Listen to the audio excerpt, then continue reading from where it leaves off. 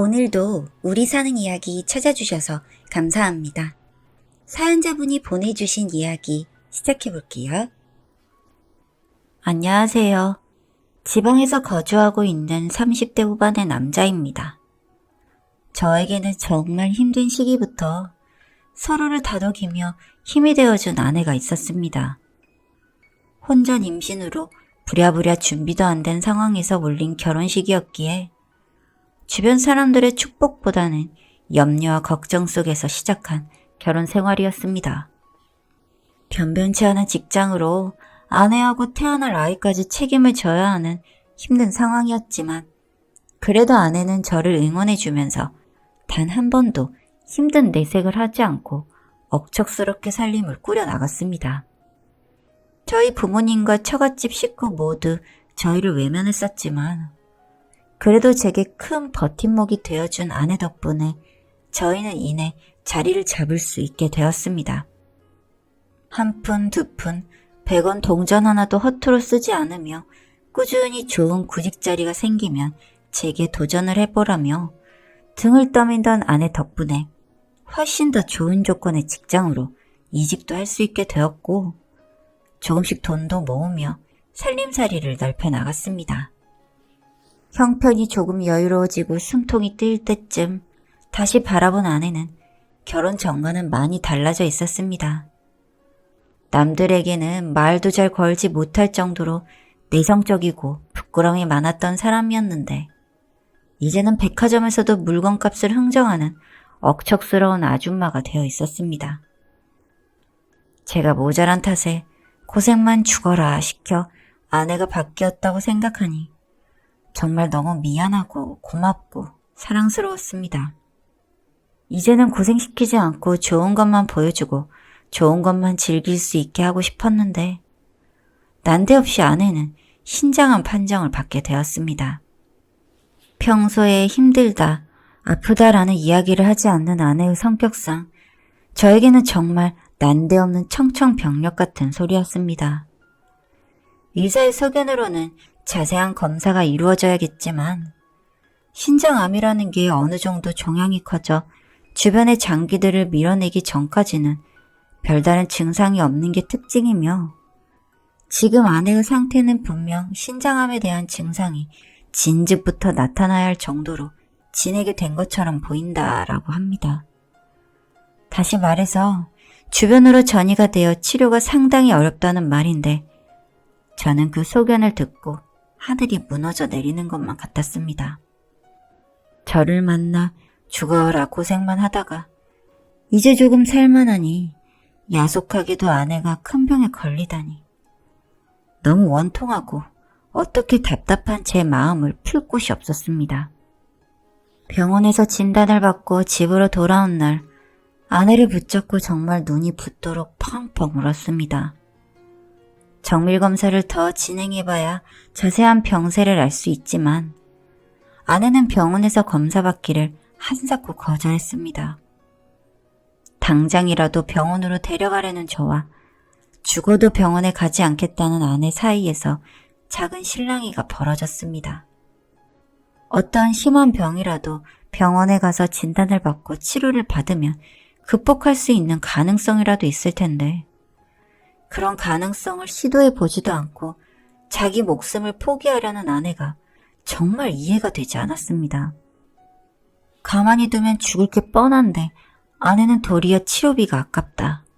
남겨줄 자기에게 몹쓸 짓을 시키는 것이다. 어차피 완치가 힘든 병이고 나 혼자 아프고 말지 가족들에게 피해를 주고 싶지 않다며 검사와 치료받기를 거절하였습니다. 저 또한 이 문제에 있어서는 한치도 물러서지 않고 아내와 맞섰습니다. 평소 아내의 말이라면 어떠한 토를 달지 않던 제가 아내의 말에 언성을 높이면서까지 아내의 고집을 꺾으려 했습니다. 그렇게 4일 동안 집에서 큰 소리가 나길 여러 번 아내가 결국에는 힘들게 자신의 이야기를 제게 들려주었습니다. 사실 아내는 신장암 판정이 처음이 아니었습니다. 저를 만나기 이전에 신장암 판정을 받은 적이 있었고 그로 인해 3년을 항암과 재활치료에 힘썼다고 했습니다. 그렇게 3년 동안 아내는 치료비로 억 단위의 금액을 지불하였고 완치는 했으나 처갓집의 가세가 크게 기울었다고 합니다. 살고 있던 집이며 장인어른의 퇴직금까지 미리 땡겨서 병원비를 쓸 만큼 상당히 힘들었다고 했습니다. 그렇게 완치 판정을 받고 다시는 이 병과 인연이 없을 거라 생각을 했었는데 다시 재발하게 될 줄은 몰랐다고 합니다. 아내의 입장에서는 다시 한번 그 힘든 치료를 견디며 주위 사람들에게 부담을 주는 게 싫어 병원에 가지 않겠다고 버티는 거라고 했습니다. 저는 내심 놀랐지만 그런 사실을 제 결심을 꺾지는 못했습니다. 돈이 얼마가 들던 제가 가진 모든 것을 팔아도 아내를 살릴 수 있다면 저는 상관이 없었습니다.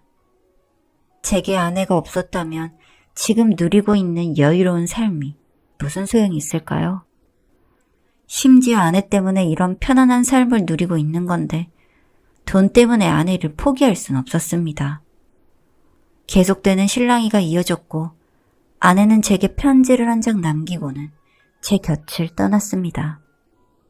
그동안 같이 보낸 시간들 기억하면서 살겠다며 항상 고맙다는 편지를 남기고 아내는 호련히 제 곁에서 사라졌습니다.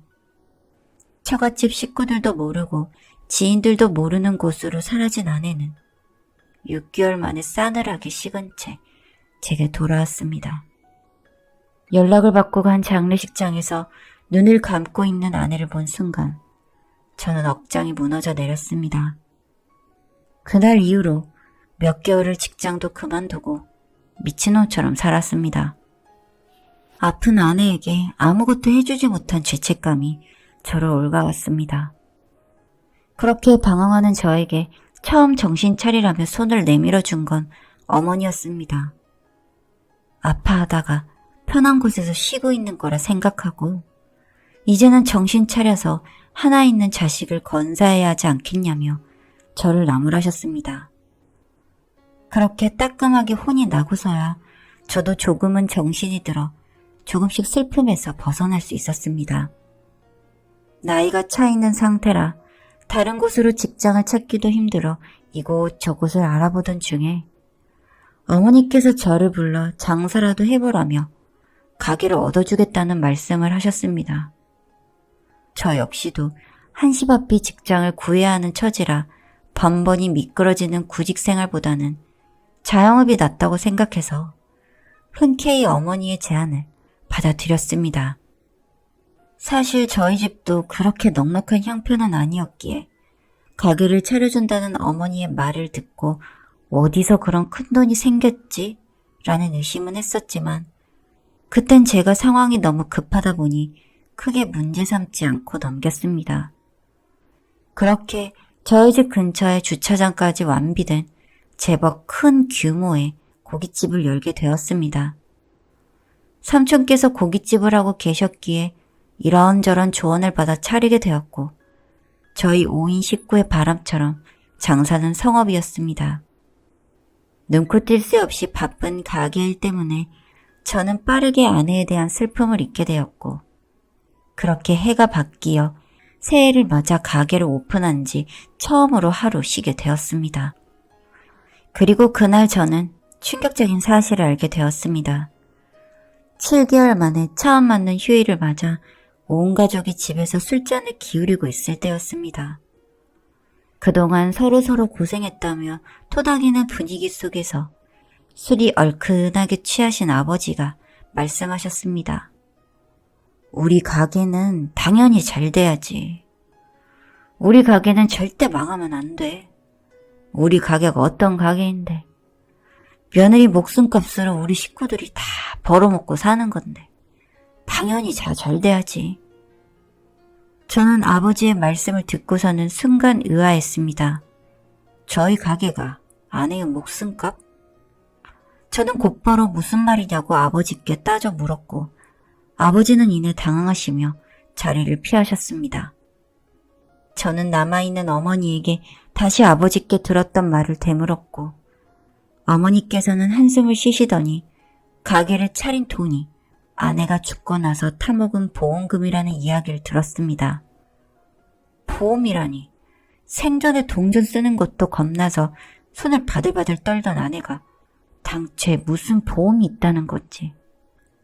저는 어머니에게 더 자세히 이야기를 해달라며 요구를 했지만 어머니께서는 그렇게만 알고 있으라며 제 말을 끊어버렸습니다. 한참을 저 혼자 혼란스러워하다가 저는 처가 식구들도 그 사실을 아는 건지 확인하고 싶어 아내의 장례식 이후로 처음 장모님께 전화를 걸었습니다. 정말 오래간만에 드린 전화였는데 장모님께서는 저를 차갑게 대하셨습니다. 저는 이전과는 달라진 장모님의 말투에 당황했지만 보험금에 관한 이야기를 꺼냈습니다. 장모님께서는 이미 알고 있다며 그 돈 받아서 호의호식하고 있냐며 비아냥거리셨고 이내 저에게 네가 우리 딸을 죽였다며 살인자라는 소리를 하셨습니다. 저는 무슨 말인지 몰라 다시금 장모님께 자초지종을 듣고 싶다며 말씀을 드렸고 장모님께서는 한숨을 푹 쉬시더니 제게 아내에 대한 이야기를 말씀해 주셨습니다. 아내가 신장암 판정을 받고 얼마 지나지 않아 아내는 저희 어머니에게 암에 걸렸다는 이야기를 했다고 합니다. 그리고 예전에 알았던 병이고 다시 재발할 줄은 몰랐는데 너무 무섭고 신랑에게 어떻게 설명해야 할지 모르겠다면서 저희 어머니에게 하소연을 했고 아내의 이야기를 들은 저희 어머니는 아내에게 그런 큰 병을 알았던 걸 속이고 우리 아들을 만난 거냐며 오히려 호통을 치셨다고 합니다. 그러면서 지금 우리 집 사정도 어렵고 네가 치료를 받는다고 다시 재발하지 않을 보증이 어딨냐며 아들 고생시키지 말고 그냥 죽으라고 하셨답니다. 그 때문에 아내는 치료를 거부했고 이렇게 허망하게 제 곁을 떠났다고 합니다. 저는 장모님에게 아무런 말도 할 수 없었습니다. 전화를 끊고 저는 저희 부모님이 너무 미웠습니다. 화가 치밀어 올랐고 저를 속였다는 사실이 그리고 어머니의 말 한마디 때문에 제 아내가 죽었다는 사실에 미칠 것만 같았습니다. 저는 그 다음날 저희 집 가게를 바로 삼촌에게 권리금까지 받고 넘겼습니다. 저희 가게를 탐내하시던 분이라 헐값에 내놓는다고 하니 그걸 덥석 무시더군요. 저는 부모님 모르게 가게를 정리하고는 다시는 보지 말자며 인연을 끊었습니다. 지금은 저도 작은 가게를 하면서 타지에서 아들을 키우며 살아가고 있습니다.